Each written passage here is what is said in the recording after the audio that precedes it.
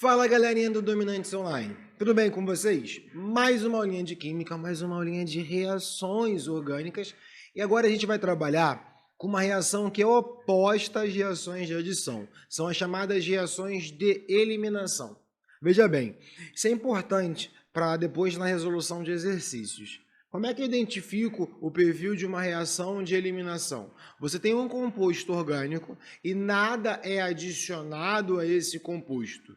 Repara que desse composto para esse não tem uma adição de átomos, senão seria uma substituição, sai algo e entra outro. É apenas algo é retirado da sua estrutura, né? Cloro e cloro, agora aqui eu não tenho mais. Então a gente trata e cita isso como uma reação de eliminação. Como a gente vai acontecer? Existem alguns perfis, eu vou mostrar algumas principais eliminações. Geralmente são aquelas ideias inversas às adições. Então, os produtos gerados naquelas adições podem gerar por mecanismos distintos, né? por formas distintas, os reagentes, né? A reação inversa. Vamos lá.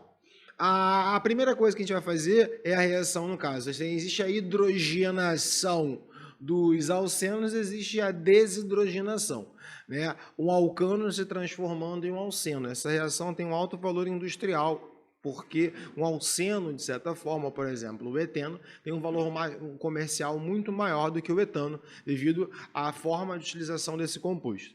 A reação é simples, né? Nesse caso a gente não vai trabalhar muito a ideia de mecanismos nas eliminações, porque não é tão frequente. Saída de um hidrogênio. Sai o hidrogênio de cada um desses carbonos, formando então um composto insaturado. Então, na eliminação, você volta a ter a dupla. Beleza? Mesma coisa. Só que aqui você tem uma adição de outros componentes, outras situações. O zinco é muito citado nessa reação, porque o zinco ele é um elemento muito eletropositivo. Então, ele facilita a saída dos cloros, que são elementos mais eletronegativos. Mais uma vez, com a saída desses dois, ocorre a quebra dessa ligação e a formação de uma ligação dupla. O composto gerado é o cloreto de zinco, tá? Se fosse bromo, brometo de zinco. Se fosse iodo, iodeto de zinco. Geralmente esses três com flúor a gente sabe que não acontece esses reacionais. Geralmente você vai ter mais com cloro ou com o bromo. E aí que tá, aqui a gente só puxa, né? Vamos lá, a eliminação de HX. Mesma coisa. Esse termo já cai em questões e o pessoal confunde muito. Por quê? Vou voltar aqui para vocês darem uma visualizada. Aqui a gente chama de desidrogenação, aqui de dehalogenação, né? A gente não chama de desialogenação. Mas aqui, né, já cai às vezes em tema, o que é isso? Eliminação de HX, né, de hidrogênio de um haleto, né, de hidrogênio de um e de bromo, ou do cloro, ou do iodo de outro. Nesse caso em específico é muito focado e muito chamada de desidrohalogenação. Tá? Desidro parece que tira água, mas é desse H, é do deidro, do próprio hidrogênio do composto. Tá? Mais uma vez, sai de um, sai de outro. Aí forma esse composto.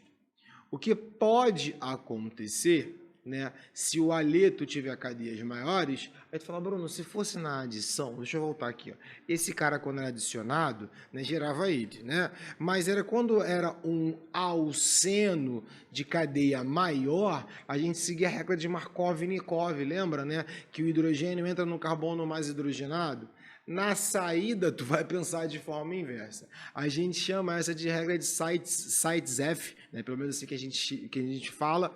Só que é o inverso da regra de Markov-Nikov. Então vamos lá. Eu tenho esse bromo.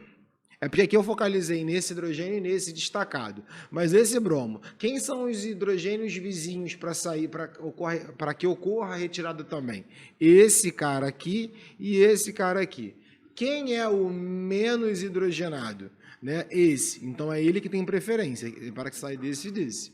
Esse cara aqui tem mais hidrogênios, é H3 aqui, e aqui seria, né, a H2. Então a preferência é que saia desse. Então por isso que essa é a reação predominante. Daqui para cá, geraria esse composto com maior facilidade. A reação inversa vai ter o inverso da regra, né? Não vai sair hidrogênio do carbono mais hidrogenado, vai entrar no carbono mais hidrogenado e vai sair do carbono menos hidrogenado.